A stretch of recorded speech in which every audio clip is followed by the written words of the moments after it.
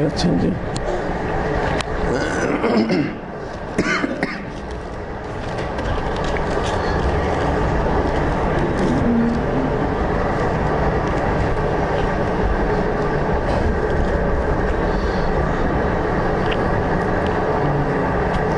السلام عليكم ورحمة الله وبركاته إن الحمد لله نحمده ونستعينه ونستغفره ونؤمن به ونتوكل عليه ونثني عليه الخير كله ونعوذ بالله من شرور أنفسنا ومن سيئات أعمالنا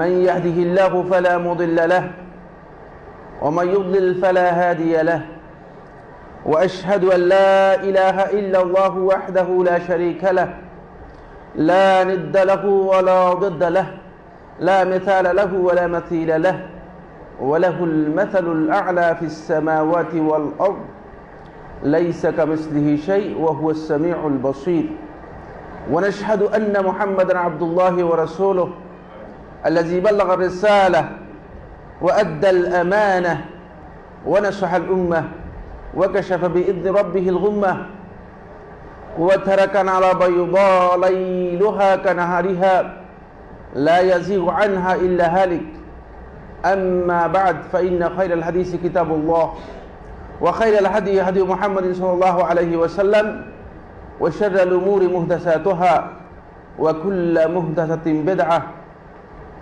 وكل بدعة ضلالة وفي رواية للنسائي والبيهقي وكل ضلالة في النار أو كما قال عليه الصلاة والسلام يقول الله عز في علاه يا أيها الذين آمنوا لا تتخذوا اليهود والنصارى أولياء من دون الله. عن أبي سعيد الخدري رضي الله تعالى عنه قال قال رسول الله صلى الله عليه وسلم لتتبعن أو لتتبعن سنن من كان قبلكم شبرا بشبر ذراعا بذراع قلنا يا رسول الله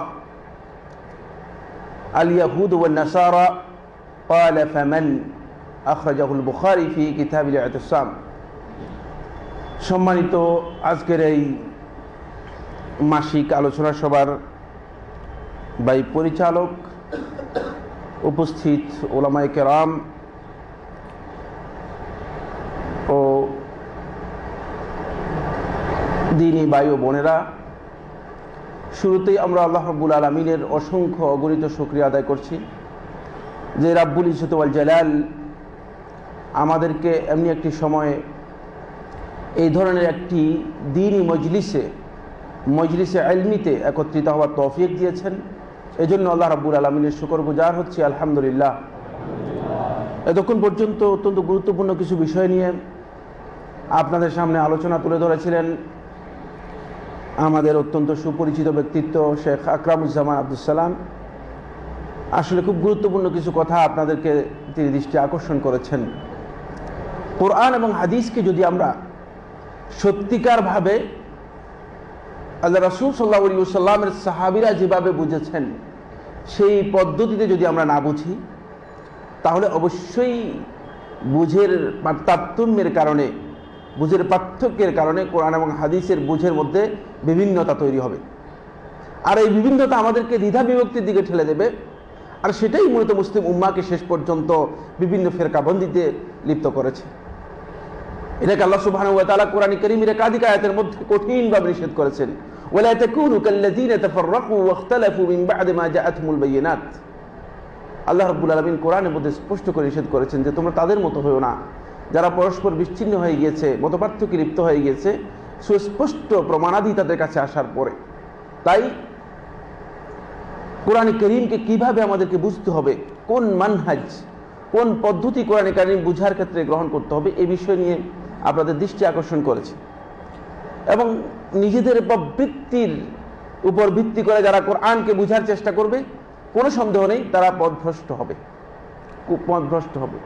শুধু কোরআন নয়, বরং ঈমানের ক্ষেত্রে আল্লাহ রাব্বুল আলামিন, আপনি যখন সূরা আল বাকারা শুরুতে আসবেন, ওয়াইযা কিলা লাহুম আমিনু কামা আমানান নাস, দেখেছেন যখন তাদেরকে বলা হয় আমিনু, তোমরা ঈমান আনো, কামা আমানান নাস, যেভাবে লোকেরা ঈমান এনেছে। কারা?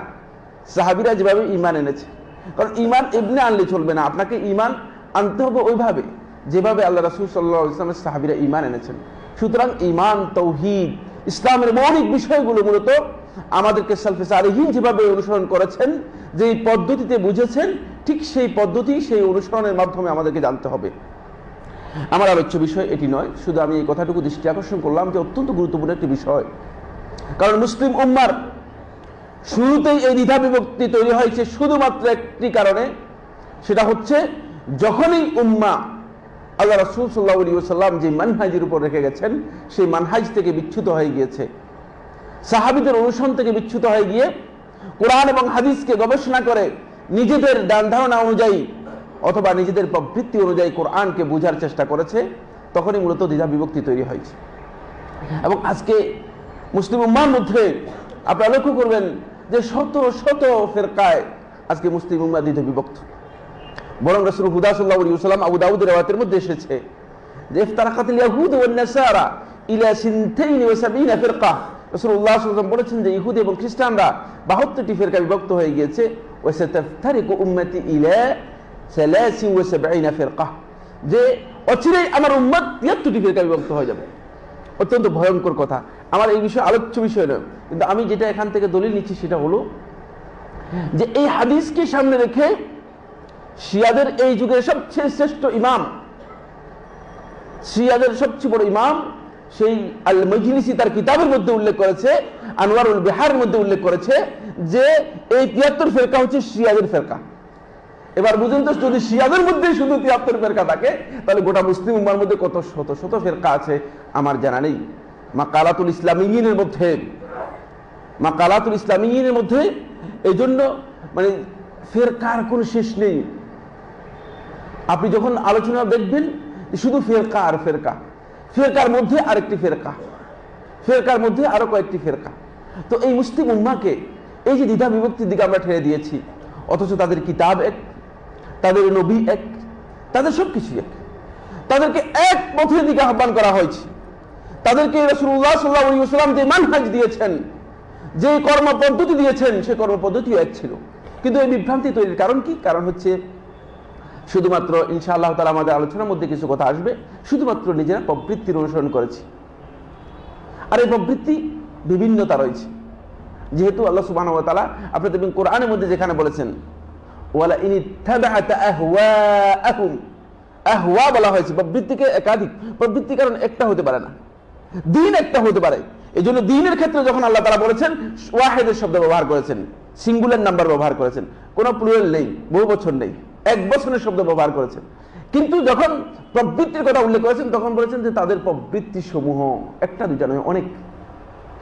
এগুলো যদি আপনি অনুসরণ করেন তাহলে আপনি হেদায়েত থেকে মাহরুম হয়ে যাবেন, বঞ্চিত হয়ে যাবেন। সম্মানিত উপস্থিতি, আমার যে আলোচ্য বিষয়টি, এই বিষয়টি আসলে নির্ধারণ করা হয়েছে, কিন্তু বিষয়টি আমার মনে হচ্ছে যেন খুব কঠিন, খুব কঠিন। এই জন্য বলছি যে এটি স্বাভাবিকভাবে সকলের জন্য প্রযোজ্য বিষয় নয়। যে বিষয়টি আমার জন্য নির্ধারণ করা হয়েছে আজকের আলোচনার জন্য, অপসংস্কৃতির কবলে মুসলিম উম্মাহ, সুস্থ সংস্কৃতির চর্চায় ইসলামের দৃষ্টিভঙ্গি। বিষয়টি শুনতে খুব ভালোই মনে হয়, কিন্তু এর আলোচনা যদি আমরা একাডেমিকলি আলোচনা শুরু করি তাহলে আপনারা এখানে বসে থাকবেন না, আপনারা মানে অনেকেই চলে যাবেন, বলে যে এটা কি বলতেছেন, কি এগুলো আলোচনা করতেছেন। কিন্তু আমরা চেষ্টা করব কয়েকটি পয়েন্টে আপনাদের সাথে শেয়ার করার জন্য এই বিষয়কে সামনে রেখে। কারণ আজকে মুসলিম উম্মাহ একদিক থেকে আগ্রাসিত হচ্ছে না, মুসলমানরা যেমনিভাবে নৈতিক দিক থেকে নৈতিকভাবে আগ্রাসিত হচ্ছে, আদর্শিকভাবে আগ্রাসিত হচ্ছে, যেমনিভাবে ভৌগোলিক দিক থেকে আগ্রাসিত হচ্ছে, যেমনিভাবে অর্থনৈতিকভাবে আগ্রাসিত হচ্ছে, ঠিক তেমনিভাবে মুসলমানরা সাংস্কৃতিকভাবে আজকে আগ্রাসিত। আজকে সাংস্কৃতিকভাবে মুসলমানদেরকে বিভিন্নভাবে মুসলমানদের উপর আগ্রাসন করে মুসলমানদেরকে দখল করে নিয়ে গিয়েছে। এই বিষয়টি অবশ্য রাসূলুল্লাহ সাল্লাল্লাহু আলাইহি ওয়াসাল্লাম তার যে সমস্ত হাদিসের মাধ্যমে ভবিষ্যৎবাণী করে গিয়েছেন, তার মধ্যে একটি ভবিষ্যৎবাণী এটাও ছিল। রাসূলুল্লাহ সাল্লাল্লাহু আলাইহি ওয়াসাল্লাম যেটি বলে গিয়েছেন তার মধ্যে এটাও একটি ছিল যে এই উম্মাহকে এমনভাবে আগ্রাসিত করা হবে, এমনভাবে তাদেরকে আগ্রাসন করা হবে যেমনিভাবে রাসূলুল্লাহ সাল্লাল্লাহু আলাইহি ওয়াসাল্লাম বলেছেন যে যেমনিভাবে তোমাদের মধ্যে একদল লোক কোন একটা পাত্র নিয়ে খাবারের জন্য বসে, চতুর্দিক থেকে খাবারের জন্য বসে যেভাবে আগ্রাসন করে, ঠিক এইভাবে বিভিন্ন দিক থেকে গোটা মুসলিম উম্মাহকে এইভাবে আগ্রাসন করা হবে বিভিন্ন দিক থেকে। সাহাবীরা প্রশ্ন করলেন, হে আল্লাহর রাসূল সাল্লাল্লাহু আলাইহি ওয়াসাল্লাম, আলু ইয়া রাসূলুল্লাহ আমিন কিল্লাতি নাহনু ইয়াউমাইদিন ইয়া রাসূলুল্লাহ, এটা কি এজন্য যে আমরা সেদিন লোকে কম হব, সংখ্যায় কম হব, যে চতুর্দিক থেকে বিভিন্ন মানে আমাদের শত্রুরা, দুশমনরা চতুর্দিক থেকে আমাদেরকে আক্রমণ করবে, আগ্রাসন করবে, এই জন্য যে আমরা সংখ্যায় কম হব, সংখ্যা লঘু হব? তখন রাসূলুল্লাহ সাল্লাল্লাহু আলাইহি ওয়াসাল্লাম বললেন, বাল আনতুম ইয়াউমাইদিন কুসুর, তোমরা অনেক হবে, সংখ্যায় তোমরা অনেক হবে, তোমাদের সংখ্যাধিক্য দেখা যাবে। এটি আবু দাউদের সহিহ রওয়ায়াত।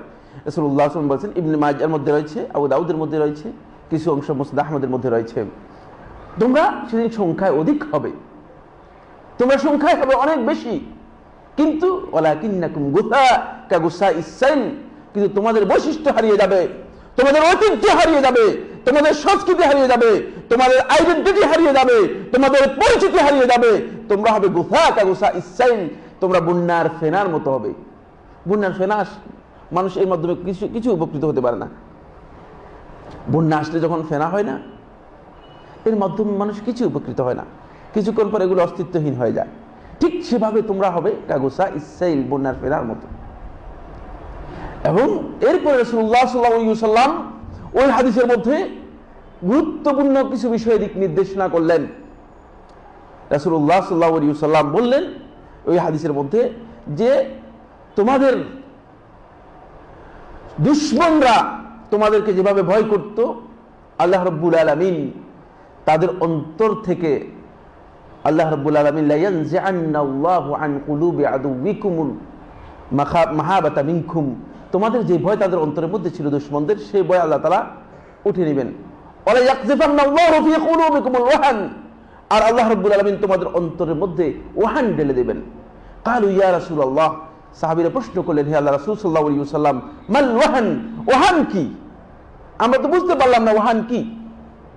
তখন রাসূলুল্লাহ সাল্লাল্লাহু আলাইহি ওয়াসাল্লাম বললেন, আর ওয়াহান হচ্ছে হুব্বুদ দুনিয়া ওয়া কারাহিয়াতুল মাউত। ওয়াহান হচ্ছে হুব্বুদ দুনিয়া, দুনিয়ার ভালোবাসা, দুনিয়ার প্রতি মোহ, ওয়া কারাহিয়াতুল মাউত, আর মৃত্যুকে অপছন্দ করা। গোটা মুসলিম উম্মাহকে যদি আজকে আপনি বিশ্লেষণ করেন, দেখতে পাবেন এই দুইটি বিষয় একেবারেই বাস্তবায়িত হয়ে গিয়েছে। মুসলিম উম্মাহ আজকে দুনিয়ার স্বার্থের জন্য সব কিছু করতে রাজি আছে। উম্মার এমন লোকও আছে যে সে শুধু দুনিয়া অর্জন করার জন্য প্রয়োজনে আখিরাতকে বিক্রি করে দিতেও কোনো চিন্তা করবে না। এভাবে তাদের মোহ, দুনিয়ার প্রতি মোহ বৃদ্ধি পেয়েছে।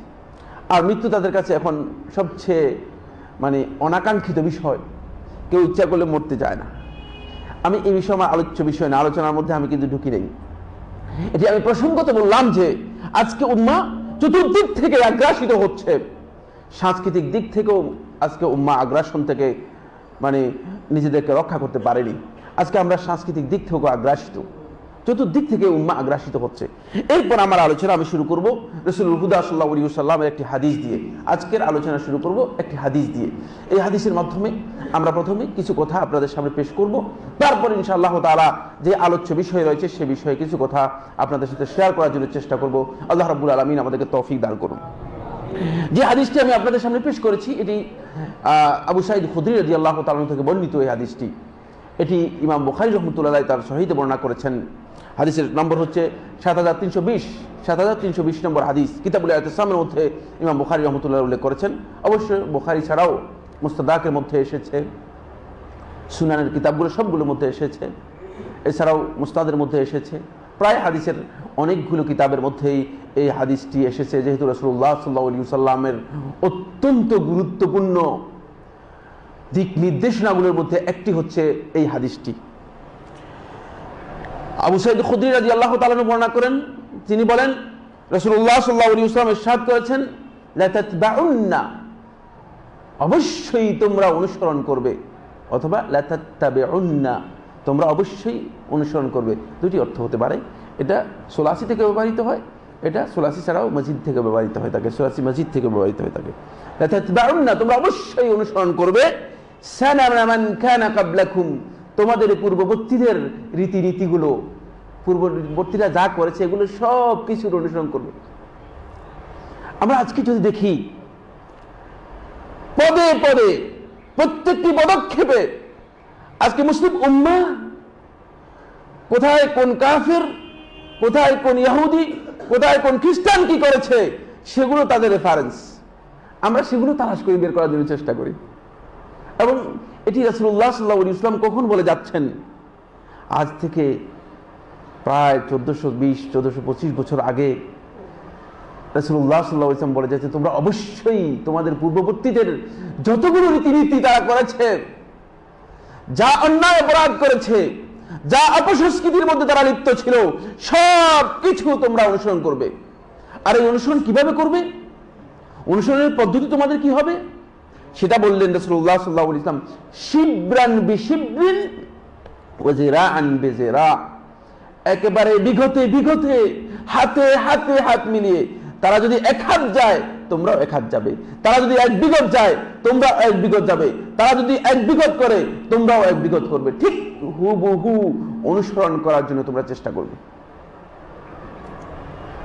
এই অনুসরণ মুসলিম উম্মার মধ্যে তাদের দুশমনদের এই অনুসরণ, এটি মুসলিম উম্মার মধ্যে এখন এত ব্যাপকতা লাভ করেছে যে রাসূলুল্লাহ সাল্লাল্লাহু আলাইহি ওয়াসাল্লামের এই হাদিস মিন আলামিন নবুওয়াহ, এটি রাসূলুল্লাহ সাল্লাল্লাহু আলাইহি ওয়াসাল্লামের নবুয়তের দলিল হিসেবে কিয়ামত পর্যন্ত বিশ্ববাসীকে স্বীকৃতি দিতে হবে যে এটা আসলে বাস্তবায়িত হয়ে গিয়েছে। ঠিক কিনা? বাস্তবায়িত হয়ে গেছে। আজকে উম্মাহ অমুসলিমদের, বেদিনদের, কাফেরদের, খ্রিস্টানদের, ইহুদিদের পদাঙ্ক অনুসরণ করে যাচ্ছে।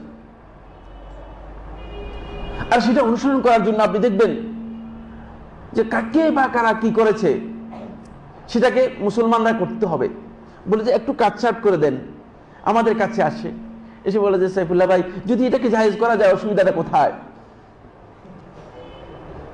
অথচ আমার নবী সাল্লাল্লাহু আলাইহি ওয়াসাল্লাম এক কথায় বলে দিয়েছেন, ফাখালিফুহুম, তোমরা ইহুদিদের বিরুদ্ধে আচরণ করো।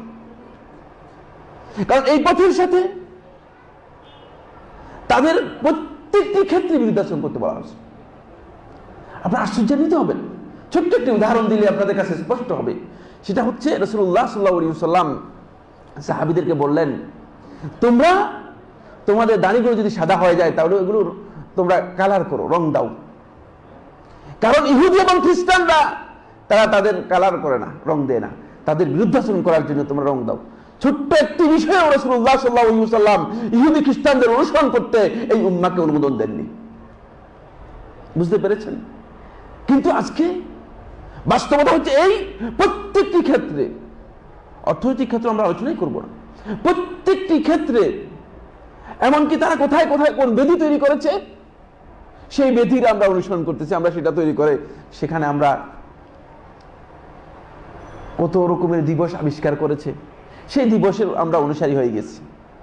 দিবসের আর শেষ নেই। দিবসটা সর্বমোট বছরের মধ্যে কয়টি? 360টি। এখন প্রতিদিনই আমাদেরকে কয়েক দিবস পালন করতে হচ্ছে।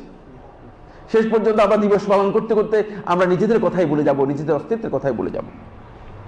শিবরান বিশিবরিন, আমার নবী সাল্লাল্লাহু আলাইহি ওয়াসাল্লাম স্পষ্ট করেছেন যে বিগতে বিগতে তোমরা সেভাবে অনুসরণ করবে, ওয়াজিরাআন বিজিরা, একেবারে হাতে হাত যতটুকু তারা গিয়েছে ততটুকু যাবে।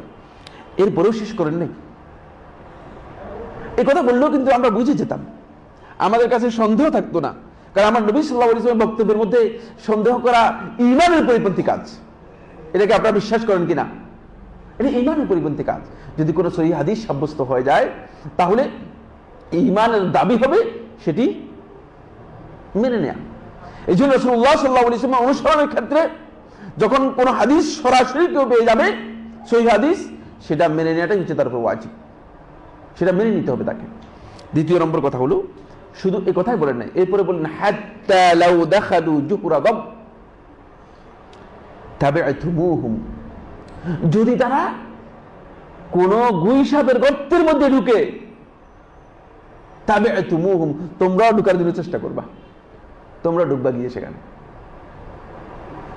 মানে যাতে তাদের এমন অনুসরণ করবে, কোথায় গর্ত, গুইসাপের গর্ত আছে। দব বলা হয় তাকে হাদিসের মধ্যে, সান্ডা জাতীয়, গুইসাপ জাতীয় যে একটা মানে বাংলাদেশে পাওয়া যায়, সান্ডা বলা হয় তাকে বাংলাদেশের বিভিন্ন এলাকায়, গুইসাপ জাতীয়। আরবে এটা খুব প্রচলন এবং আরবে এটা খুব পছন্দ করে খাওয়ার জন্য। মরুভূমিতে পাওয়া যায়। মরুভূমিতে আমি যখন গিয়েছি তখন আমরা আমাদের শেখ সহ একটা মানে সেখানে ধরেছিলাম। এগুলো গর্ত থাকে এবং এত চালাক যে এগুলোর গর্তকে মুনাফেকই বলা হয়। মুনাফেক এখান থেকে এসেছে। মুনাফেক শব্দ সম্পর্কে একটু উৎকলন হয়েছে, ডিরাইভড হয়েছে ওই শব্দ থেকে। এদের গর্তের মধ্যে দুই মুখ থাকে, বুঝলেন? একটা মুখ থাকে গোপন মুখ, ওই মুনাফেকি করার সুযোগ থাকে, বুঝেছে? ওই গোপন মুখ দিয়ে বের হয়ে চলে যায়। একটা বাহ্যিক মুখ দেখা যায় কিন্তু আরেকটা গোপন মুখ থাকে। রাসূলুল্লাহ সাল্লাল্লাহু আলাইহি ওয়াসাল্লাম বলছেন, লাউ দাখালু জুহরা দাব লা দাখালতুমুহু, যদি তোমরা ওই তারা যেভাবে গুইসাপের গর্তের মধ্যে প্রবেশ করছে তোমরাও চেষ্টা করবে এখানে প্রবেশ করার জন্য। কুলনা ইয়া রাসূলুল্লাহ, আমরা প্রশ্ন করলাম হে আল্লাহর রাসূল সাল্লাল্লাহু আলাইহি ওয়াসাল্লাম, আল ইয়াহুদ ওয়ান নাসারা, সাহাবীদের কাছে এটা আশ্চর্যের বিষয়। সাহাবীদের কাছে আশ্চর্যের বিষয় যে ইহুদ এবং খ্রিস্টানদের বিরুদ্ধে আমার নবী সাল্লাল্লাহু আলাইহি ওয়াসাল্লাম তাদেরকে তাদের পথ ও পদ্ধতির অনুসরণ করতে নিষেধ করলেন, যে ইহুদ এবং খ্রিস্টানদের আমরা অনুসরণ করব।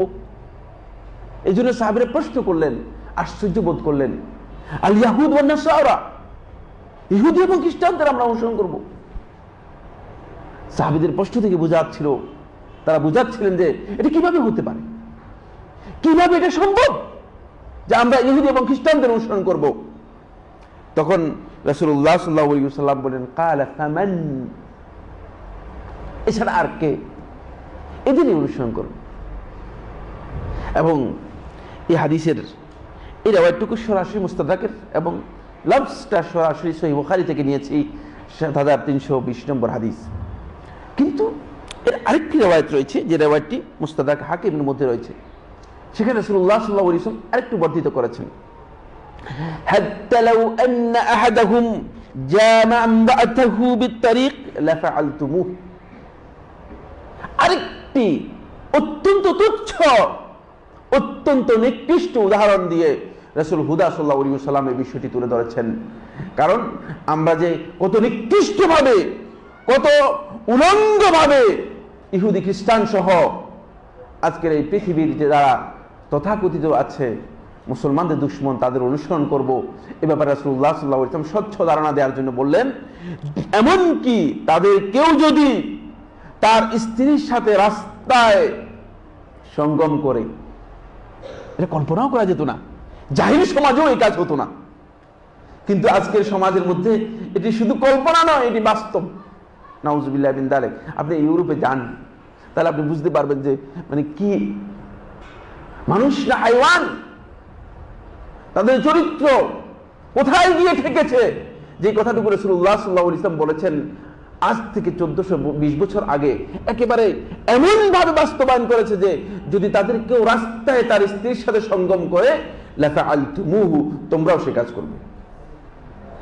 আজকে মুসলিম উম্মার অবস্থাও এর চেয়ে ভালো বলা কঠিন। সম্মানিত উপস্থিতি, আমি এই হাদিস দিয়ে আমার আলোচনা শুরু করতে চাই। প্রথম যে কথাটি বলবো সেটি হচ্ছে রাসূলুল্লাহ সাল্লাল্লাহু আলাইহি ওয়াসাল্লাম এখানে আমাদেরকে স্পষ্ট করে দিয়েছেন যে আমরা সংস্কৃতির ক্ষেত্রে আমরা গোলামে পরিণত হব, দাসত্বে পরিণত হব। আরেকটি বিষয় রাসূলুল্লাহ সাল্লাল্লাহু আলাইহি ওয়াসাল্লাম এখানে আমাদেরকে স্পষ্ট করেছেন, সেটি হচ্ছে অনুসরণের ক্ষেত্রে আমরা এমন পর্যায়ে তাকলিদে নিমজ্জিত হব যে তাকলিদ মানে অন্ধ অনুসারীও করতে পারে না। এই হাদিস থেকে বোঝা যাচ্ছে, এই হাদিসের মানে বক্তব্য এত স্পষ্ট যে মানে অন্ধ অনুসরণ এমন এক পর্যায়ে আমরা করব যে তাকলিদ, অন্ধ অনুসরণ মূলত কোনো অন্ধ ব্যক্তিও করতে পারে না, ঠিক সেভাবে আমরা অনুসরণ করব। এবং এখানে যে পয়েন্টটি রাসূলুল্লাহ সাল্লাল্লাহু আলাইহি ওয়াসাল্লাম হাদিসের মধ্যে উল্লেখ করেছেন, সেই পয়েন্টটিতে আপনারা লক্ষ্য করেছেন রাসূলুল্লাহ সাল্লাল্লাহু আলাইহি ওয়াসাল্লাম সেখানে নৈতিক দিকগুলো তুলে ধরেছেন। সেখানে ইবাদতের কোনো পয়েন্ট উল্লেখ করেন নাই, মানে ইবাদতের দিক থেকে আলোচনা করার বিষয়টি আনেন নাই। কারণ ইবাদতের ক্ষেত্রে তাকলিদ হচ্ছে এমন একটি ঘৃণিত বিষয়। শেখুল ইসলাম ইবনুল কাইয়্যিম রাহমাতুল্লাহ আলাইহি বলেছেন, এই তাকলিদের ব্যাপারে সমস্ত উলামায়ে কেরামের ঐক্যমত হচ্ছে হুয়াল জাহল ফাইনাল মুকাল্লিদা জাহিল। মুকাল্লিদ ব্যক্তিকে দুনিয়ার কেউ আলেম বলে না, সে জাহেল। কিন্তু এই পৃথিবীর মধ্যে কোনো ব্যক্তি যদি তাকে আপনি বলেন, এই লোকটাকে ডেকে নিয়ে বলেন যে আপনি জাহেল, স্বীকার করবে কিনা? বলবে যে আমি জাহেল। দুনিয়ার কোন ব্যক্তি এটা মেনে নেবে না।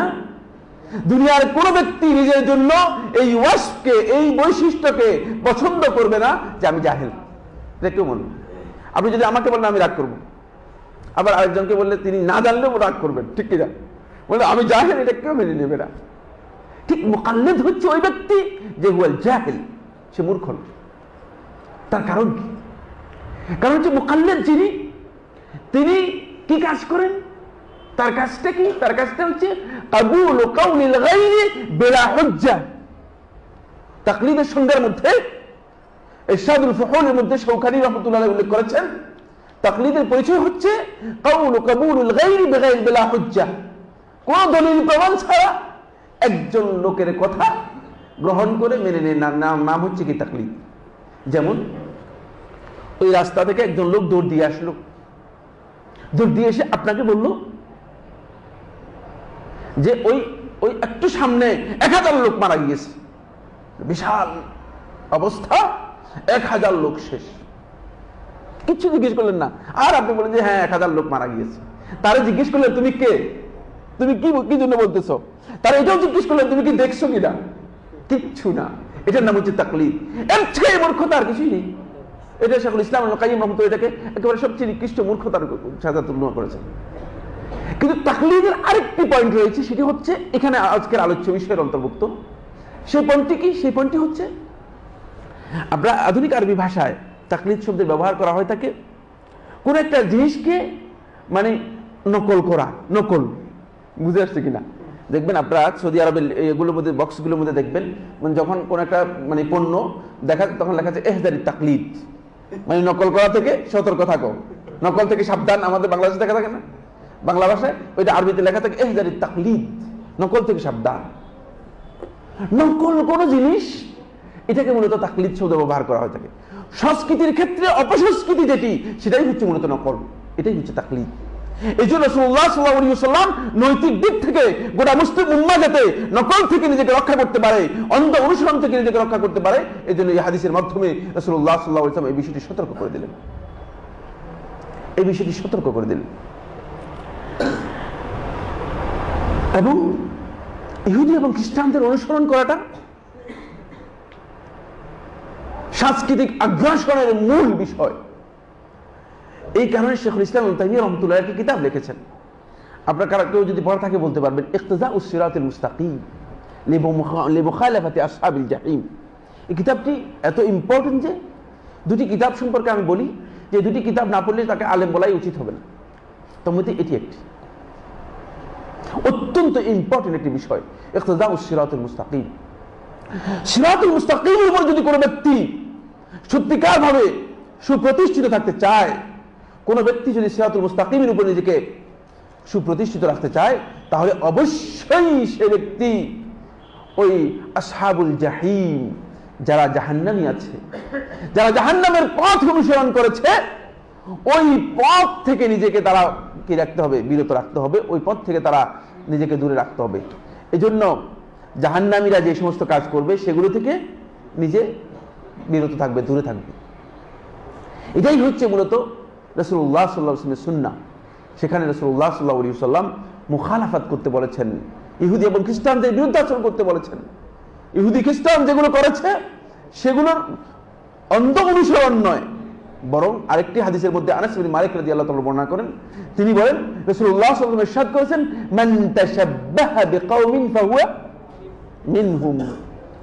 যে কোন সম্প্রদায়ের সাথে নিজেকে মিলায়, তাদের সাদৃশ্য করে, তাদের সাদৃশ্য অনুসরণ করে, তাদের অনুকূল অবস্থা নিজে গ্রহণ করে, ফাহুয়া মিনহুম, সে তাদের মধ্যে অন্তর্ভুক্ত, সে তাদের মধ্যে অন্তর্ভুক্ত। সুতরাং খ্রিস্টানদের অনুসরণ করে মুসলিম উম্মাহ তারা ওই খ্রিস্টানের মানে সংস্কৃতির দিক থেকে খ্রিস্টানদেরই অনুসারী হয়ে যাবে। আজকে তাই হচ্ছে, গোটা মুসলিম উম্মাহ মূলত সংস্কৃতির দিক থেকে তাদেরই অনুসারী হয়ে যাচ্ছে। সম্মানিত সুধী মণ্ডলী, একটি শব্দ আনা হয়েছে অপসংস্কৃতি। এই শব্দটি বাংলা ভাষায় ব্যবহার হচ্ছে, বাট সংস্কৃতি মূলত কখনো অপসংস্কৃতিকে অ্যালাউ করে না। অপসংস্কৃতি শব্দটা মানে অ্যালাউড নয়। অপসংস্কৃতি এটি কোনো শব্দ নয়। কারণ কি? কারণ সে সংস্কৃতি হচ্ছে এমন একটি মূল্যবান বিষয় যে এর মধ্যে অপযোগ হতে পারে না। যেমন অল্প আগে আমাদের এই ভাই ঘোষণার মধ্যে বলেছেন, সুন্নাহ হচ্ছে এমন একটি বিষয় যে সুন্নাহর সাথে সহির কোনো প্রশ্নই আসে না। কিন্তু আজকে মানে এক গড্ডালিকা প্রবাহে, এক বিভ্রান্তির মধ্যে আমরা থাকার কারণে তখন আমরা বাধ্য হয়ে শেষ পর্যন্ত বলছি সহি সুন্নাহ। সহি সুন্নাহ আবার কি? সুন্নাহ তো সুন্নাহই, এটা সহি হওয়ার কোনো সুযোগ নেই। রাসূলুল্লাহ সাল্লাল্লাহু আলাইহি ওয়াসাল্লাম যখন সুন্নাহ প্রমাণিত হবে তখন এটাকে সহি বলার কোনো সুযোগ নেই। এটা সহি, সহি হওয়ার কারণে এটা সুন্নাহ। অন্যথায় সুন্নাহ হবে না, কিয়ামত পর্যন্ত সেটাকে সুন্নাহ ঘোষণা করার কোনো সুযোগ নেই। আপনারা কি কথাটা বুঝতে পেরেছেন কিনা? কোনদিন সেই ব্যক্তি সুন্নি হতে পারে না যে ব্যক্তি, ইমাম মালিক রাহমাতুল্লাহ আলাইহি বলেছেন, যে ব্যক্তি তার জীবনে কখনো বিদআত করেছে সে কখনো আহলুস সুন্নাত হতে পারে না, সে কখনো সুন্নি হতে পারে না, কারণ সে বিদআত করেছে। তাহলে তাকে সুন্নি ঘোষণা করার কোনো সুযোগ নেই। যেহেতু সুন্নাহ ঘোষণা যিনি অনুসারী হবেন, আহলুস সুন্নাহ যিনি হবেন, তিনি বিদআত সম্পূর্ণরূপে পরিহার করতে হবে। অনুরূপভাবে এটা হচ্ছে মূলনীতি। অনুরূপভাবে কোন ব্যক্তি ততক্ষণ পর্যন্ত মুআহহিদ হতে পারবে না, আহলুত তাওহীদ হতে পারবে না, যে শিরক থেকে নিজেকে মুক্ত রাখতে পারবে না। বুঝতে পেরেছেন কিনা? মাঝে মধ্যে শিরক করে আবার তাওহীদের সব বিধান মেনে চলে, এই লোক কি মুআহহিদ হবে কিনা? আপনারা কি মনে করেন? আপনারা কি মনে করেন হবে? এটা মূলনীতির পরিপন্থী। এটা এই জন্য সহি আহলুত তাওহীদ, সহি মুআহহিদ এই সমস্ত কথা নেই মূলত। ঠিক অনুরূপভাবে সংস্কৃতি এমন একটি শব্দ যে শব্দের মধ্যে মূলত এই সহি মানে অপসংস্কৃতি এই ধরনের কোনো শব্দ নেই, কিন্তু এক বিশাল গড্ডালিকা প্রবাহে এর মধ্যে অপশব্দটা যোগ হয়ে গিয়েছে, উপায় নেই। কারণ সংস্কৃতির এমন দুর্যোগ শুরু হয়েছে যে দুর্যোগের কারণে কোনটা সংস্কৃতি কোনটা সংস্কৃতি নয় সেটা বুঝাই কঠিন হয়ে গেছে। সেটা বুঝাই কি হয়ে গেছে? দায় হয়ে গেছে, কঠিন হয়ে গেছে। মুসলিম উম্মাহ এখন সংস্কৃতি কি জিনিস সেটাই অনেকে বুঝতে পারে না, এবং কোনটা তার সংস্কৃতি, কোনটা তার ঐতিহ্য, কোনটা তার সংস্কৃতি নয় এটাকে চিহ্নিত করতে পারছে না। এই কারণে মূলত এখন অপসংস্কৃতি শব্দটি ব্যবহার হচ্ছে। বুঝে আসছে কিনা আপনাদেরকে? অপসংস্কৃতি শব্দটি মূলত এই কারণে ব্যবহার হচ্ছে।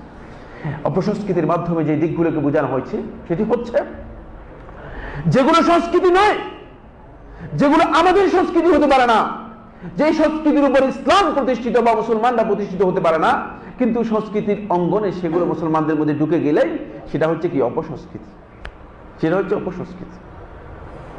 আর এই অপসংস্কৃতির কবলে মুসলিম উম্মাহ, গোটা মুসলিম উম্মাহ এই ধরনের অপসংস্কৃতির কবলে এমন ভাবে কবলিত হয়েছে যে আমি ব্যক্তিগতভাবে একটি ঘরানাও দেখি না যে কম বেশি যারা মানে এই সাংস্কৃতিক এই যে দুর্যোগের মধ্যে আক্রান্ত হয়নি। প্রায় প্রায় সবাই বিভিন্নভাবে বিভিন্ন দিক থেকে যে সাংস্কৃতিক দুর্যোগ মুসলিম উম্মাহর উপর এসেছে, এই দুর্যোগের মধ্যে অনেক ঘরানার লোকেরা, প্রায় সব মুসলিম ঘরানার লোকেরা, সেটা যেই ফেরকা হোক না কেন, তারা মূলত আক্রান্ত হয়ে শেষ পর্যন্ত ক্ষতিগ্রস্ত করছে। তাই আমাদেরকে কিছু উদাহরণ দিয়ে এই বিষয়গুলো জানতে হবে। প্রথমে আমি আপনাদেরকে একাডেমিকলি সংস্কৃতি সম্পর্কে কয়েকটি কথা বলতে চাচ্ছিলাম। আমাকে আগে নির্ধারণ করতে হবে যে আমার সময় কতক্ষণ পর্যন্ত, অন্যথায় মানে আলোচনা শেষ হবে না, রাত শেষ হয়ে যাবে। এই জন্য নির্ধারণ করে দিতে হবে যে সময় কতক্ষণ পর্যন্ত। ঠিক আছে? কয়টা পর্যন্ত চলবে? 7:30 পর্যন্ত না? ঠিক আছে, তাহলে হাতে কিছু সময় আছে ইনশাল্লাহ। ও প্রশ্নোত্তর আছে, মানে এরপরে প্রশ্নোত্তর হবে? ঠিক আছে, অসুবিধা নেই। সম্মানিত উপস্থিতি সুধী মণ্ডলী, আমি বলতেছিলাম সংস্কৃতি এবং অপসংস্কৃতি, এখানে ইম্পর্টেন্ট কয়েকটি কথা আমি আপনাদের দৃষ্টি আকর্ষণ করি, তারপরে আমার আলোচনার মানে মূল আরেকটি পয়েন্টে যাব। যে কথাটি আমি ইম্পর্টেন্ট বলতে চাই সেটি হচ্ছে সংস্কৃতি কাকে বলা হয় আর সভ্যতা কাকে বলা হয়। সভ্যতা এবং সংস্কৃতির মধ্যে এক বিশাল দ্বন্দ্ব তৈরি হয়ে গেছে। আর এই দ্বন্দ্ব তৈরি হওয়ার কারণে সংস্কৃতির সংজ্ঞার মধ্যে, আজকে আপনারা যদি সংস্কৃতির সংজ্ঞা দেখেন বিভিন্ন ধরনের এনসাইক্লোপিডিয়াতে, বিশ্বকোষের মধ্যে দেখতে পাবেন যে সংস্কৃতি বোঝে নাই এমন সংজ্ঞা সংস্কৃতিবিদরা দিয়ে দিয়েছে।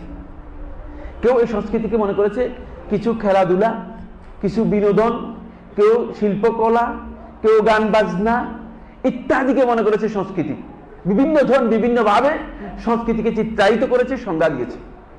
এটি সংস্কৃতির একটা খণ্ডিত সংজ্ঞা, খণ্ডিত একটি বিবরণ। মূলত সংস্কৃতি হচ্ছে এমন একটি মৌলিক বিষয়, এটি মূলত কোনো খণ্ডিত বিষয় নয়। উম্মার অস্তিত্ব ঐতিহ্যের সাথে সম্পৃক্ত মৌলিক একটি বিষয়ের নাম হচ্ছে সংস্কৃতি। প্রথমে আমাদেরকে জানতে হবে সংস্কৃতি হচ্ছে উম্মার অস্তিত্ব, ঐতিহ্য এবং মূলনীতির সাথে, মূল্যবোধের সাথে সম্পৃক্ত একটি বিষয় হচ্ছে সংস্কৃতি। এর দুটি দিক রয়েছে। আরবি ভাষায় সংস্কৃতিকে বলা হয় আস-সাকাফা। আপনারা যারা আরবি পড়েছেন তারা বলতে পারবেন। এটাকে ইংরেজিতে বলা হয় কালচার, ঠিক আছে? আরবি ভাষায় বলা হয় তাকে আস-সাকাফা। এটা কি এই মসজিদে আজান হচ্ছে না, অন্যত্র? তাহলে দ্বিতীয় হচ্ছে,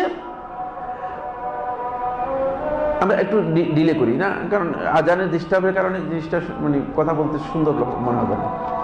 যেহেতু আজান হচ্ছে, আপনারা আজানের উত্তর দেন, এটাই ভালো।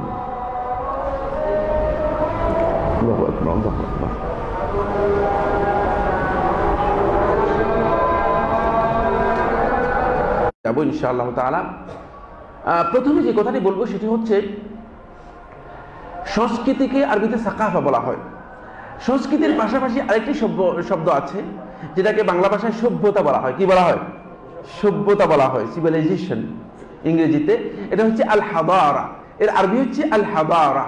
এটা হচ্ছে আরবি আল হাদারা, সভ্যতা। এই দুটির মূলত মৌলিক যে বিশ্লেষণ, মৌলিক যে ব্যাখ্যা, এই ব্যাখ্যার মধ্যে ইলমুত তারবিয়াতে এর যেই পরিচিতি দেওয়া হয়েছে, সেই পরিচিতি হচ্ছে কুল্লু মা ইউনাদ্দিমু হায়াতাল ইনসানি মা হাওলাহু ওয়া মান হাওলাহু। এর পরিচিতি হচ্ছে এই, এর সংজ্ঞা হচ্ছে এই, কুল্লু মা ইউনাদ্দিমু হায়াতাল ইনসান। প্রত্যেক এমন বিষয় যেগুলো মানুষের জীবনকে কন্ট্রোল করে, নিয়ন্ত্রণ করে। মা হাওলাহু, তার আশেপাশে যা কিছু আছে সবকিছু।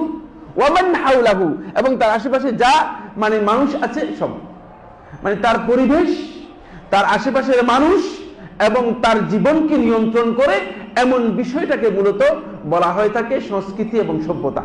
এটার পরিচয় হচ্ছে এক কথায় সংস্কৃতি এবং সভ্যতা।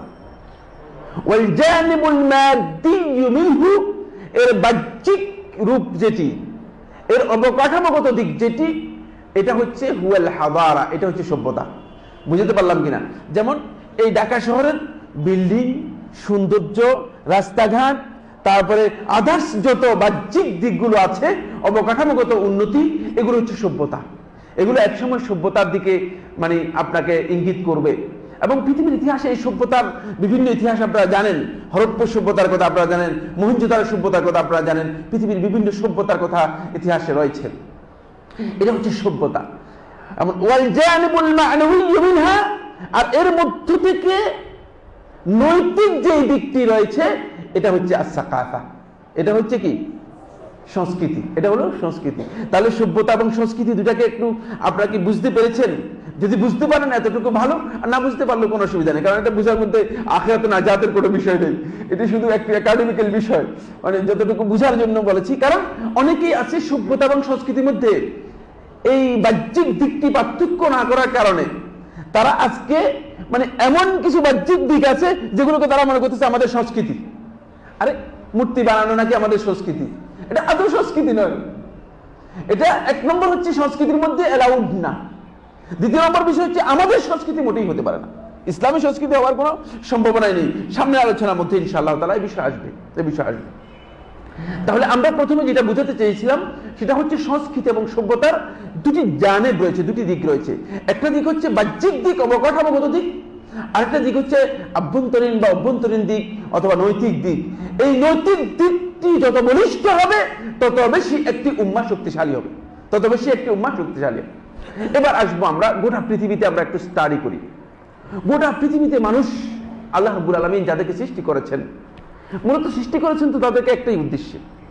সৃষ্টির কারণে তিনি সূরা আয-যারিয়াতে ৫৬ নম্বর আয়াতের মধ্যে স্পষ্ট করে বলে দিয়েছেন, ওয়া মা খালাকতুল জিন্না ওয়াল ইনসা ইল্লা লিয়াবুদুন, আমি জিন এবং ইনসানকে সৃষ্টি করেছি আমার ইবাদত করার জন্য। কারণ উল্লেখ করে দিয়েছেন, এই নাচ গান বাজনা, তারপরে এই যে লাফালাফি, এই যে হইচই, এগুলোর জন্য আল্লাহ রাব্বুল আলামিন এই মানুষদেরকে সৃষ্টি করেন নাই। এটি সৃষ্টির উদ্দেশ্যের বাইরে মানুষ তৈরি করেছে নিজেদের জন্য। সুতরাং উদ্দেশ্য কিন্তু আমাদের কাছে স্পষ্ট। তারপরেও এই মানুষগুলো যখন আল্লাহ রাব্বুল আলামিন সৃষ্টি করে যখন সুযোগ দিয়ে দিলেন, যখন তাদেরকে এই পৃথিবীতে একটা নির্দিষ্ট সময়ের জন্য অবকাশ দিলেন, এই অবকাশ লাভ করার পরে গোটা পৃথিবীতে এই মানুষগুলো বিভিন্নভাবে দ্বিধা বিভক্ত হয়ে যায়, বিভিন্ন সভ্যতায় বিভিন্ন সংস্কৃতিতে তারা দ্বিধা বিভক্ত হয়ে যায়। অনেক সভ্যতা পৃথিবীতে বিস্তার লাভ করে, অনেক সংস্কৃতি এই পৃথিবীর মধ্যে বিস্তার লাভ করে। কিন্তু এই সমস্ত সংস্কৃতি এবং সভ্যতাকে যদি আপনি একটা স্টাডিতে নিয়ে আসেন, একটা গবেষণায় নিয়ে আসেন, তাহলে দেখতে পাবেন এটি দুইটি মূল সূত্রের মধ্যে গঠিত, দুটি মূল বিষয়ের সাথে সম্পৃক্ত। এই দুটি সংস্কৃতি মূলত আজকের এই পৃথিবীর মধ্যে প্রভাব বিস্তার করে আছে, অথবা এই পৃথিবীর মধ্যে এর মানে প্রসারতা লাভ করেছে। প্রথম যে সংস্কৃতি সেটি হচ্ছে বস্তুবাদী সংস্কৃতি। প্রথম সংস্কৃতি কি? বস্তুবাদী সংস্কৃতি। এদের মাবুদ, এরা মুখে যাই বলুক না কেন, একটি মাবুদ, সেটা হচ্ছে বস্তু। আজকে আপনারা হয়তো মানে মনে করবেন যে কি বলতেছেন, আমি আগেই বলছি যে এই বিষয়ের উপর যদি আলোচনা হয় তাহলে আপনারা অন্যদিকে চলে যেতে পারেন। কারণ এই বস্তুবাদী সংস্কৃতির মধ্যে তাদের বক্তব্য, তাদের সংবিধান, তাদের লেখনী, তাদের আইডিওলজি, এই যাই হোক না কেন, একটাই মাবুদ, সর্বশেষ মাবুদ কোনটা? বস্তু। এবং রাসূলুল্লাহ সাল্লাল্লাহু আলাইহি ওয়াসাল্লাম সহিহ বুখারী হাদিসের মধ্যে এই বিষয় আগে জানিয়ে দিয়েছেন। তাইসা আব্দুল দিরহাম, তাইসা আব্দুল দিনার, তাইসা আব্দুল খামিলা, তাইসা আব্দুল খামিসা। রাসূলুল্লাহ সাল্লাল্লাহু আলাইহি ওয়াসাল্লাম স্পষ্ট করে দিয়েছেন, দিনারের গোলাম, দিরহামের গোলাম, কম্বল চাদরের গোলাম, এদের ধ্বংস হোক। দুনিয়ার কোন মানুষ আছে কম্বলের পূজা করে? আছে নাকি? তাহলে কম্বলের গোলাম কারা? দুনিয়ার কোন মানুষ আছে টাকা রেখে টাকার পূজা করে? আছে নাকি? তাহলে টাকার গোলাম কারা? ওই সমস্ত বস্তুবাদীরা যারা মনে করেছে বস্তুই তাদের সবকিছু, সর্বস্ব। এই বস্তুবাদী সংস্কৃতি এই গোটা পৃথিবীর মধ্যে তিনটি আকার রূপ নিয়েছে। কয়টি রূপ নিয়েছে? তিনটি রূপ নিয়েছে। একটা হচ্ছে একেবারে মানে নিষ্কণ্টক, নিষ্কলুষ, মানে নির্ভেজাল বস্তুবাদী সংস্কৃতি। শয়তানের পূজারীরা এবং বস্তুবাদের বর্তমান যারা পূজারী রয়েছে তারা এর অনুসারী। পৃথিবীর বিভিন্ন দেশে এদের অনুসারীরা আছে। এরা মনে করে যে নগদ যা পাও হাত পেতে নাও। এটা তো বাংলাদেশেও আছে, আছে কিনা? এই কথাটা কিন্তু বাংলাদেশের, পৃথিবীর অন্য খান থেকে আমদানি করা নয়। মানে বাকির খাতায় শূন্য, বাকিতে বিশ্বাসই করে না, মনে করে যে নগদ যা আছে সব কিছু নিয়ে নাও। নগদটা হচ্ছে মূল বস্তুবাদী সংস্কৃতির যারা নির্ভেজাল বস্তুবাদী সংস্কৃতি। আরেকটা হচ্ছে বস্তুবাদী সংস্কৃতির মধ্যে শিরক মিশ্রিত বস্তুবাদী সংস্কৃতি। বস্তুর কথাও বলে, আবার এর মধ্যে শিরকও ঢুকিয়ে দিয়েছে।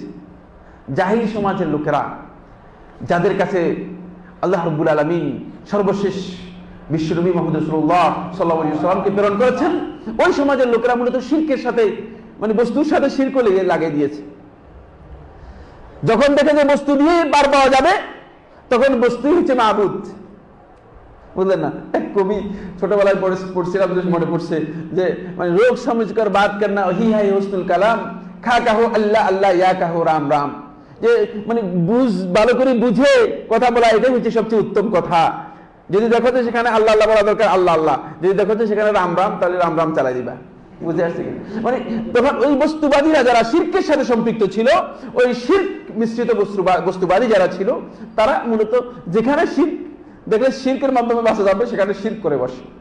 আর যেখানে দেখা যায় খালেস বস্তু এর মাধ্যমে না যাক, তখন মনে করছে না এটাই আমাদের মূল, এটাই আমাদের।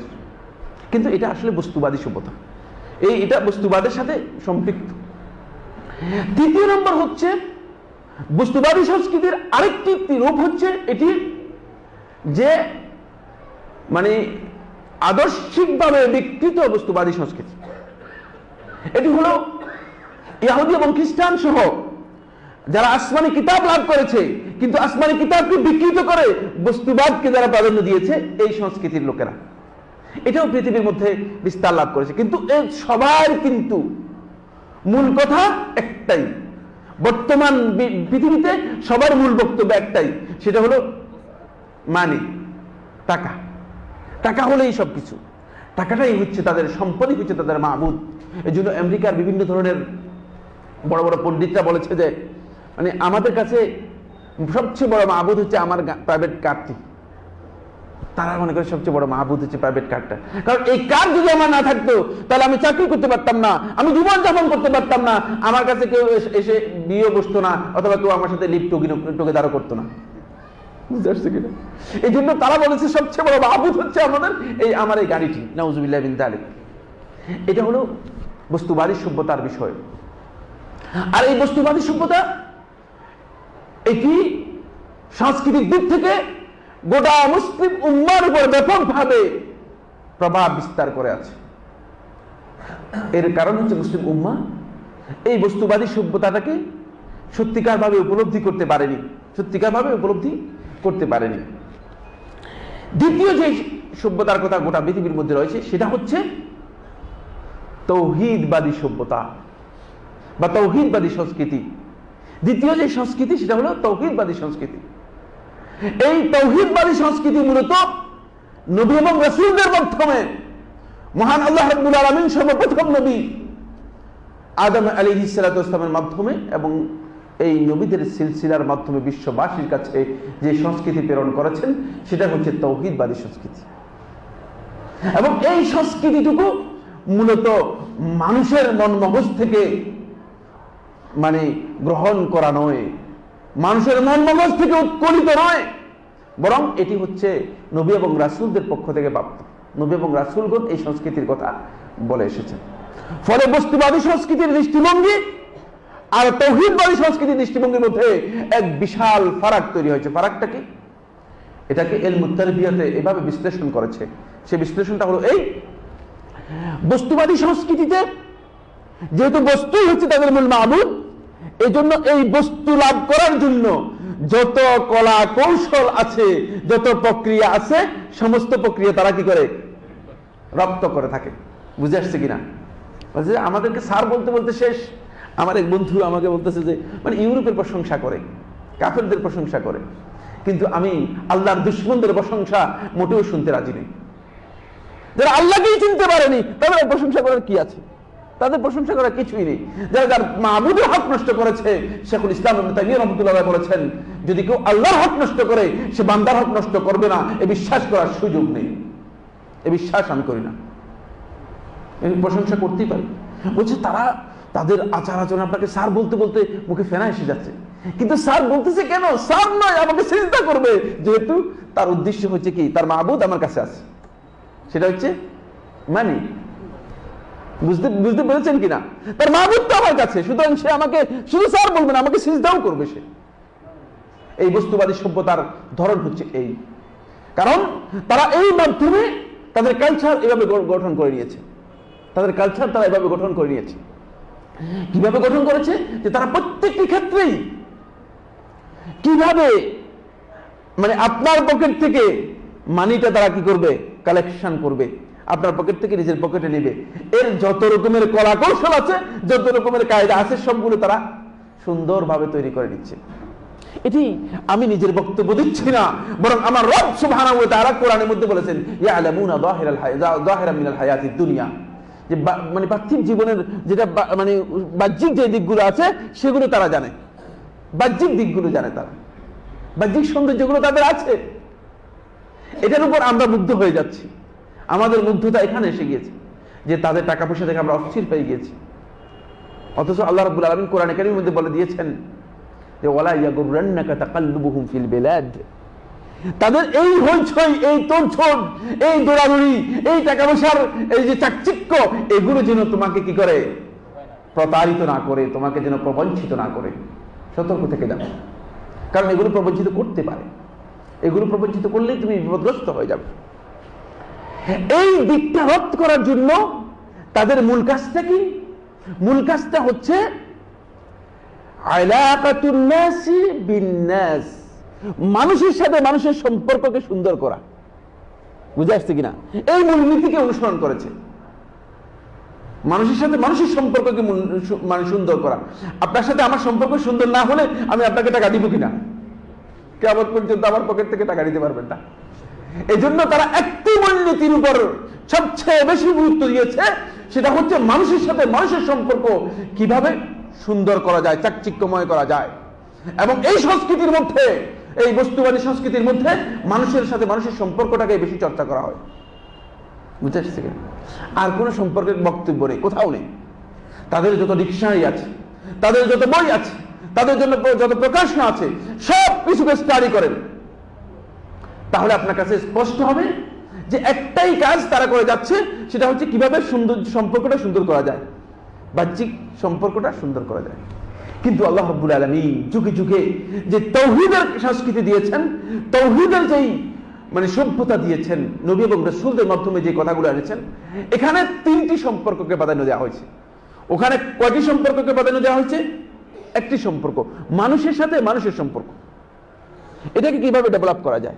কিন্তু তাওহীদি সংস্কৃতির মধ্যে তিনটি সম্পর্ককে গুরুত্ব দেওয়া হয়েছে। কয়টি সম্পর্ককে? কয়টি সম্পর্ক? তিনটি সম্পর্ককে গুরুত্ব দেওয়া হয়েছে। এক নম্বর হচ্ছে হায়াকাতুল আবদি বিরাব্বিহ, বান্দার সম্পর্ক আল্লাহ রাব্বুল আলামিনের সাথে।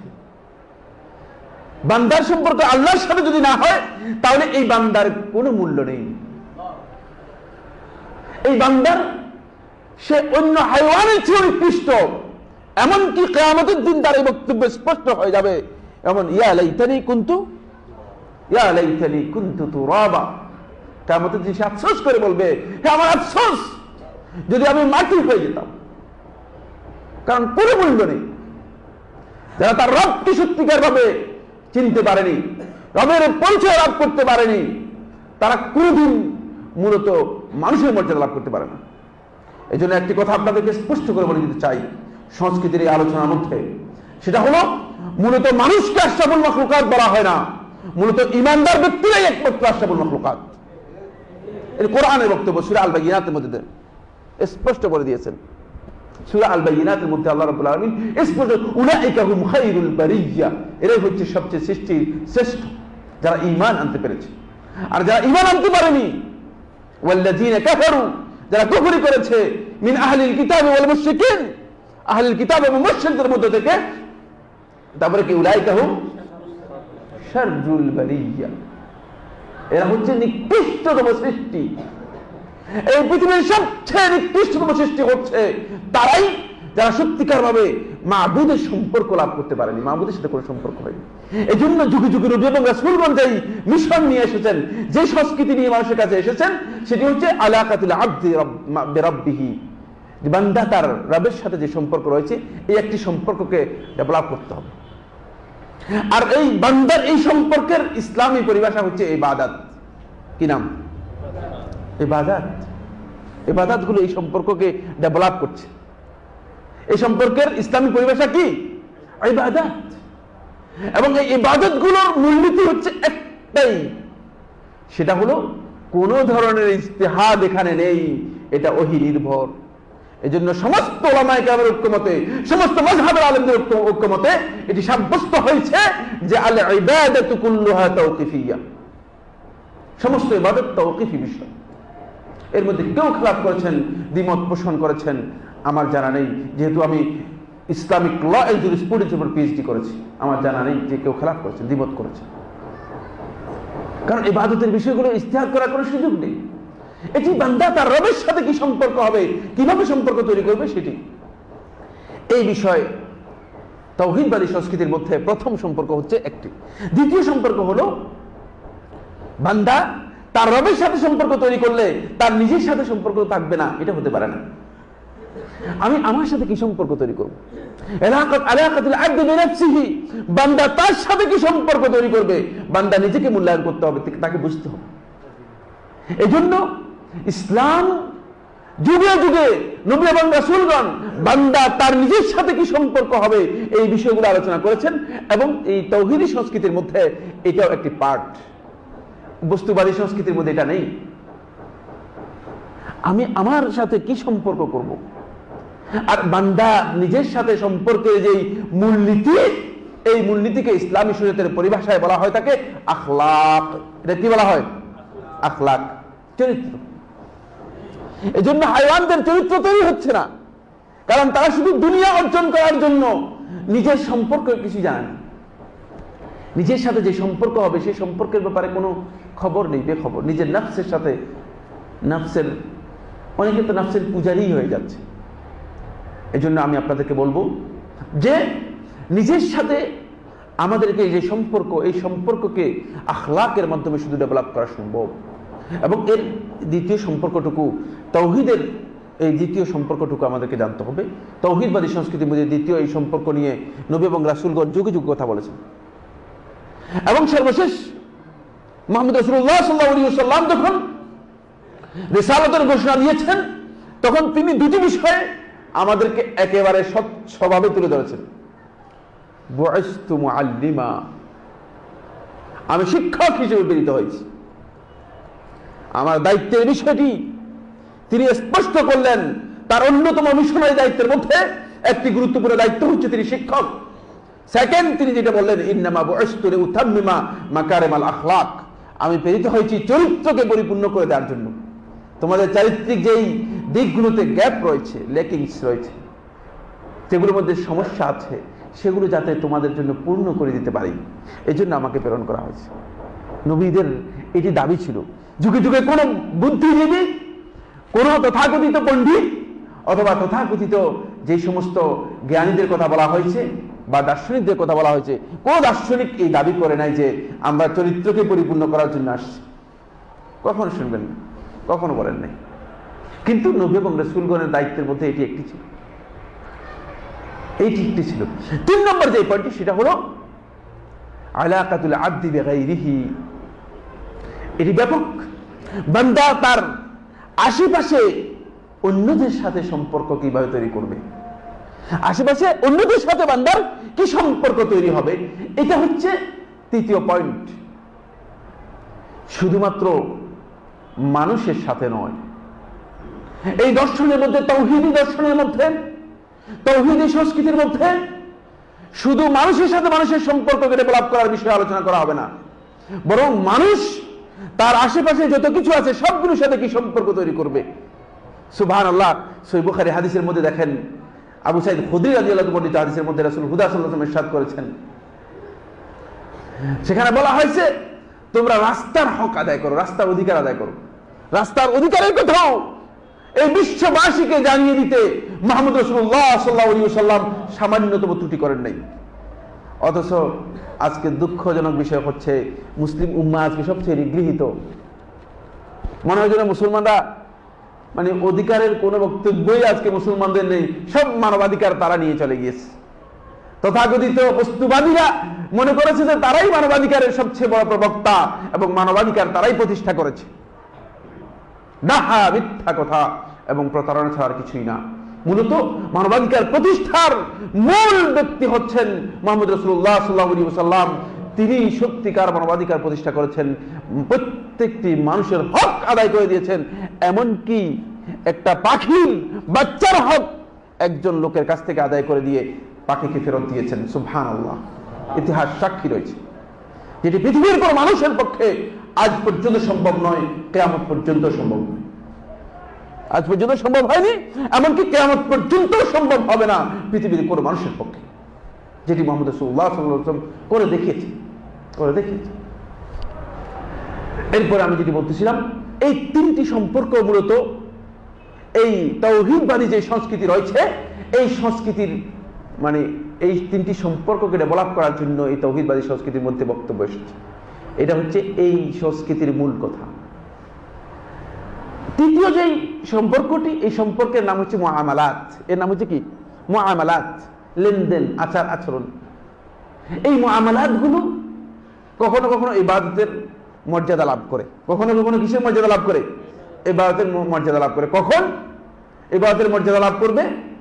ইন্নামা লিকুল্লি ইমরিইন মা নাওয়া ফামান কানাত হিজরাতুহু ইলাল্লাহি ওয়া রাসূলিহি ফাহিজরাতুহু ইলাল্লাহি ওয়া রাসূলিহি ওয়া মান কানাত হিজরাতুহু ইলা দুনিয়া লিয়ুসিবাহা আও ইমরাআতিন ইয়ানকিহুহা ফাহিজরাতুহু ইলা মা হাজারা ইলাইহি। রাসূলুল্লাহ সাল্লাল্লাহু আলাইহি ওয়াসাল্লাম স্পষ্ট করে দিয়েছেন, কোন বিষয় আমাদের কাছে অস্পষ্ট নেই। যদি আল্লাহ এবং তার রাসূলের নির্দেশ অনুযায়ী সেই কাজগুলো সম্পন্ন হয়ে থাকে, এই মুআমালাতগুলো, তাহলে এগুলো সওয়াবের কাজে রূপান্তরিত হবে, এগুলো আমলে সালেহ হবে, নেক কাজ হবে, ভালো কাজ হবে। কিন্তু ইবাদতের মর্যাদায় উত্তীর্ণ হবে এগুলো কিন্তু ইবাদত নয়, কারণ ইবাদতের ক্ষেত্রে যে বিবেচনা, এগুলোর ক্ষেত্রে সেই বিবেচনা নয়। এই তিনটি সম্পর্ক মূলত উন্নয়ন করাটাই হচ্ছে সুস্থ সংস্কৃতির চর্চা। বুঝে আসছে কিনা? আর এই সুস্থ সংস্কৃতি যেটাকে বলা হয়েছে, যেটাকে সুস্থ সংস্কৃতি বলা হচ্ছে, আসলে সংস্কৃতি অসুস্থ বলতে কোনো সংস্কৃতি নেই। অসুস্থ যেটা, সেটা সংস্কৃতি নয়। কারণ সংস্কৃতিকে এই জন্য সংস্কৃতি বলা হয়েছে, যেহেতু মানুষের চারটি জিনিসকে সংস্কৃতি সংস্কার করে। কয়টা জিনিসকে বললাম? জি, মানে ইলমুত তারবিয়াতে এই বিষয়গুলো স্পষ্ট করে আলোচনা করা হয়েছে। মানুষের চারটি বিষয়কে সংস্কৃতি যেহেতু সংস্কার করে, ডেভেলপ করে, উন্নয়ন দান করে, উন্নতি সাধন করে, এই জন্য মূলত এটাকে সংস্কৃতি বলা হয়েছে। অন্যথায় নাম সংস্কৃতি হতো না। চারটি জিনিস কি কি? এক নম্বর হচ্ছে আল আকীদা। আকীদা, আপনার আকীদাকে কি করবে? ডেভেলপ করবে। আপনার আকীদা যদি সহি না হয়, তাহলে আপনার সংস্কৃতি সহি হবে না। হবে কিনা? কোনোদিন সম্ভব নয়। একজন লোক দেখলে আসসালামু আলাইকুম, কেন আসসালামু আলাইকুম বলেছে বলতে পারবেন তো? কারণ তার ওই আকীদা যেহেতু, যে সালাম দিলে সওয়াব পাওয়া যায়, সালাম হচ্ছে ইসলামের আদব। অন্যথায় সে বলছে নমস্কার নমস্কার। দেখছেন পার্থক্য কোথায়? আকীদার সাথে প্রত্যেকটি আমলের নৈতিক এবং মানে অভ্যন্তরীণ সম্পর্ক রয়েছে। একজন আমাকে বলেছে, সাইফুল্লাহ ভাই, মানে কবরে যারা সেজদা দেয়, এমনি সেজদা দিল আর কি। আমি এমনি কি কারণে সেজদা দিয়েছে? এমনি কোনো কাজ দুনিয়ার কোনো পাগলও করে না। কোন পাগলকে আপনি দেখেছেন যে পাগল হয় সে মানে আগুনের মধ্যে ঢুকে গিয়েছে? এরকম দেখছেন কিনা? হ্যাঁ, অথবা পাগল হয়ে লাফ দিয়ে এসে গাড়ির নিচে পড়ে আত্মহত্যা করে ফেলেছে? পাগলও এমনি এমনি কাজ করে না। সুতরাং যারা কবরে সিজদা দিচ্ছে, আপনি এটা মনে করবেন না যে তারা এমনি এমনি করছে, ভুলে করে ফেলছে আর কি, খেয়াল নেই, এমনি করে ফেলছে। নাউযুবিল্লাহি মিন যালিক। আকীদার মানে নিবিড় সম্পর্ক রয়েছে। নিবিড় সম্পর্ক না থাকলে এই কাজ করতে পারে না, এই কাজ করতে পারে না। এক ভাই মাথার উপর, আপনার রাগ করবেন না, রাগ করতেছেন কিনা? মাথার উপর পাস করলি, এটাও তথাকথিত একটা সংস্কৃতি। আসলে এই সংস্কৃতির সাথে ইসলামের কোন সম্পর্ক নেই। পাঁচ ভাগ করছে টুপিকে, বুঝেছেন কেন? তো আমি ইন্টারভিউতে আসছে, তো আমি তাকে জিজ্ঞেস করলাম,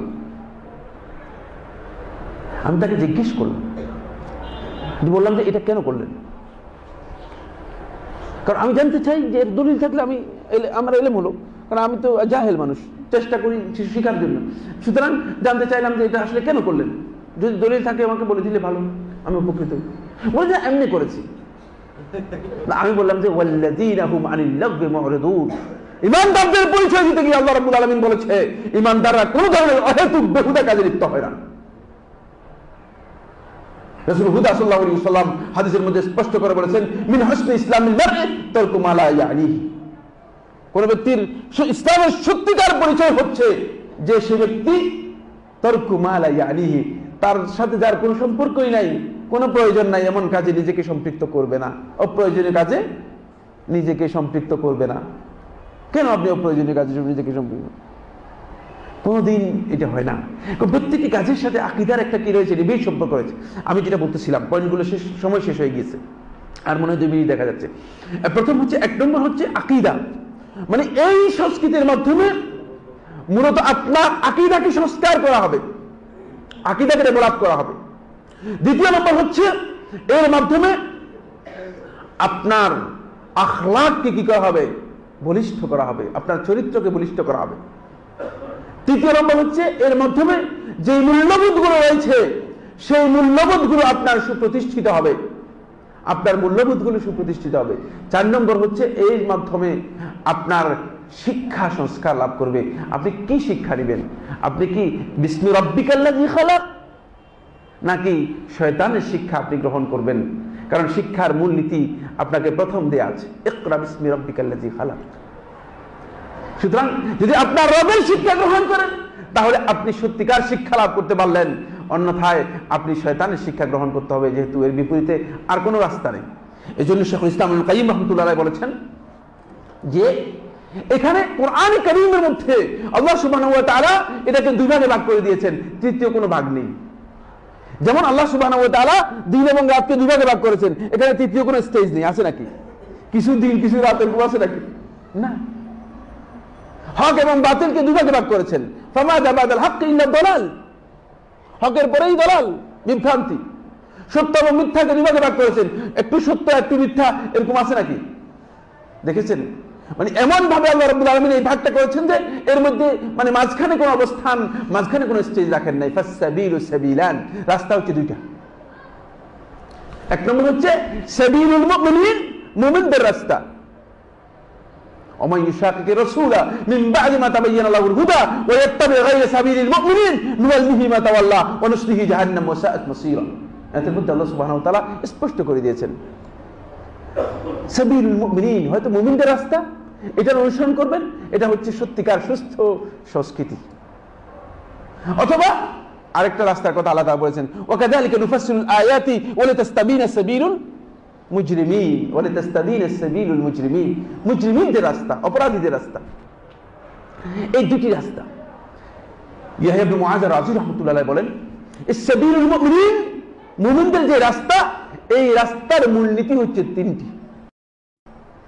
আর ইসলামী সংস্কৃতির, সুস্থ সংস্কৃতির মূলনীতি এবং ভিত্তি হচ্ছে এই তিনটি বিষয়। এই তিনটি বিষয় হচ্ছে ইসলামী সংস্কৃতির মূল ভিত্তি। এগুলো যদি ভিত্তি আপনার ঠিক না থাকে তাহলে আপনার সংস্কৃতির, আপনি যে সংস্কৃতিগুলো করতেছেন এগুলো তথাকথিত সংস্কৃতি, এগুলোর সাথে ইসলামের কোনো সম্পর্ক নেই। এখন আমরা এগুলো একটু উদাহরণ দিয়ে তারপর আমরা কিছু অপসংস্কৃতির উদাহরণ দিতে মনে করছিলাম, কিন্তু সময় হবে না।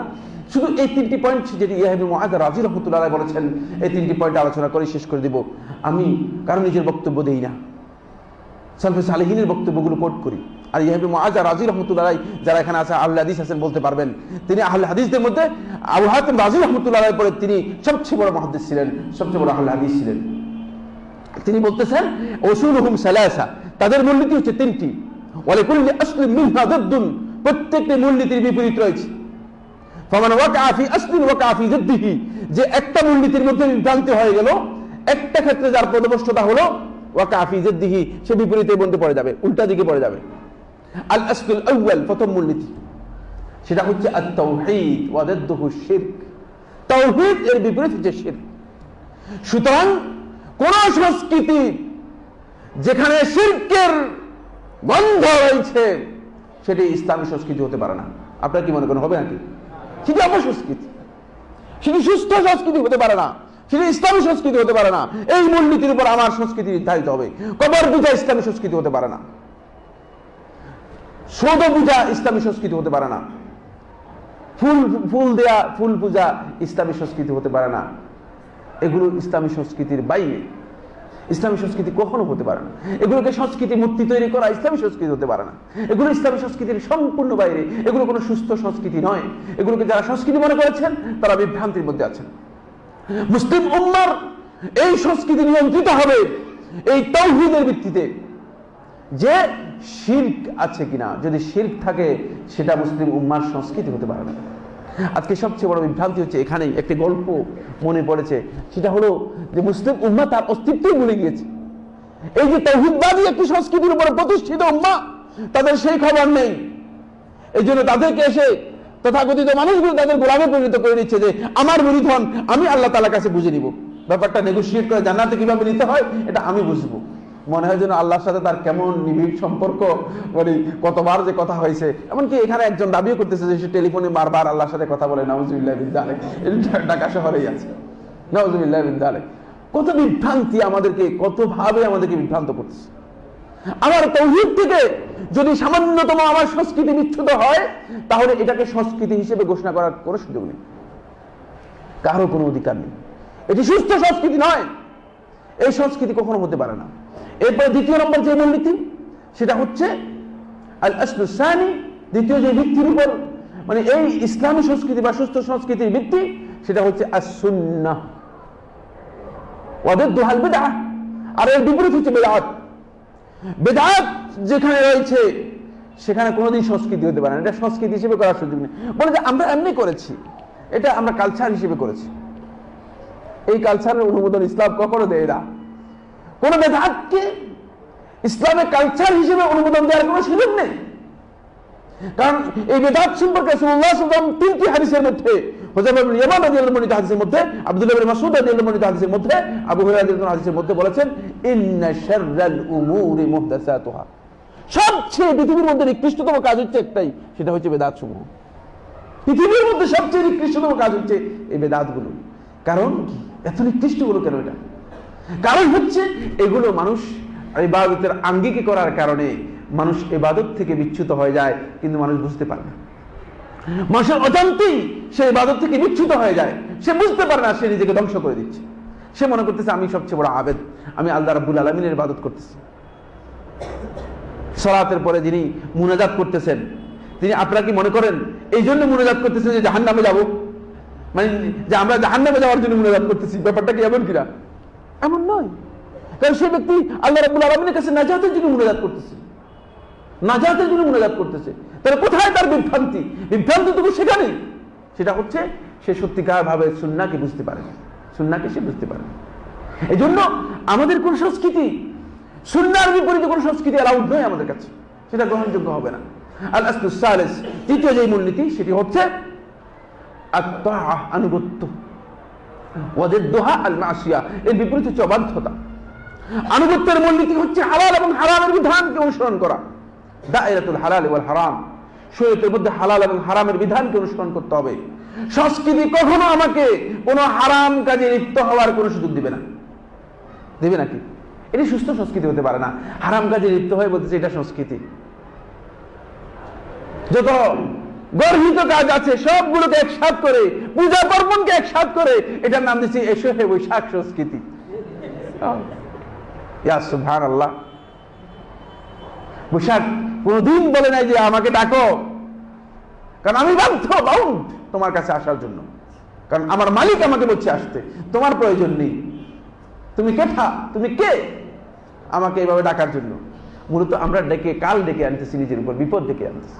এসব বৈশাখ সংস্কৃতি, ওই সংস্কৃতি, সেই সংস্কৃতি, হালাল হারামের যে গণ্ডি রয়েছে সে গণ্ডিকে আমরা উপেক্ষা করে চলে যাচ্ছি। এখানে অত্যন্ত গুরুত্বপূর্ণ আরেকটি মাসআলা আলোচনা করব, সেটা হচ্ছে সুলতাতুত তাহলিল ওয়াত তাহরীম। হালাল বৈধ ঘোষণা দেয়া, হারাম অবৈধ ঘোষণা দেওয়ার এই ক্ষমতা, অধিকার হচ্ছে একমাত্র আল্লাহ রাব্বুল আলামিনের। এটি সাংস্কৃতিক অঙ্গনে এসে বলছে সংস্কৃতির কারণে অনেক জিনিসই জায়েজ। একদল লোক বলছে ইসলামী গান, ইখতিলাফ রয়েছে, কথা আছে অনেক, আমি দীর্ঘ আলোচনার মধ্যে সেগুলো যাব না। বলছে ইসলামী গান চালু করে দিয়েছে, ইসলামী নাটক চালু করে দিয়েছে। ইসলামের আমি বলতে ইসলামী কি চালু করবে না, বাকি কি আছে? গাছ একটা দেখলো এটা ইসলামী গাছ, কি কারণে ইসলামী হয়েছে, কে কেন ইসলামী করেছে, কি কারণে করেছে, কিছুই বুঝি না, কিছুই বুঝি না। আমরা বিশাল বিপদের মধ্যে পড়ে গিয়েছি। এখন আমরা যারা এই ধরনের আমার ছবি চেহারা নিয়েছি, আমাদেরকে মানুষ প্রশ্ন করে, জিজ্ঞেস করে এগুলো কি আসলে। ইসলামকে ব্যবহার করতে পারলেই বিভিন্ন ধরনের প্রতারণা করা যায়, বিভিন্ন ধরনের সুযোগ লাভ করা যায়।